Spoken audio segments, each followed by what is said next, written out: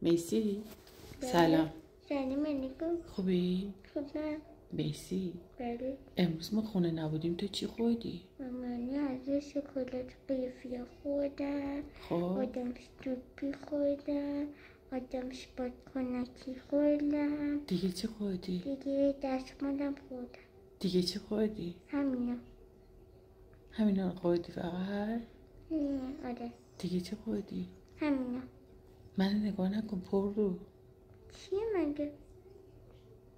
از کجا برداشتی خوردی؟ از مشمع خوراکی‌های آبجی. آره؟ آره. از تو مشمای خوراکی آبجو خوردی؟ آره. دیگه نذاشتی آرنیکا فردا ببر مدرسه بخوره؟ نه خیلی اصلشم زیاده و بیشتر میخوردم. همه رو خالی کردی خوراکی آرنیکا رو؟ آره.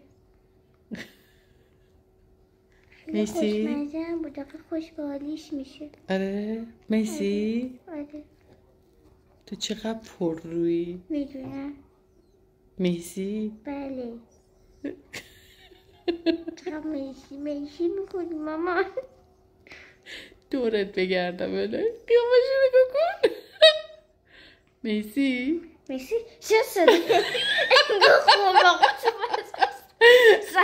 الهی من فدات شم. زدم چی داری نگاه میکنه؟ مامان مامانی دورت بگردم بله چی شده مامان؟ چی شده مامان؟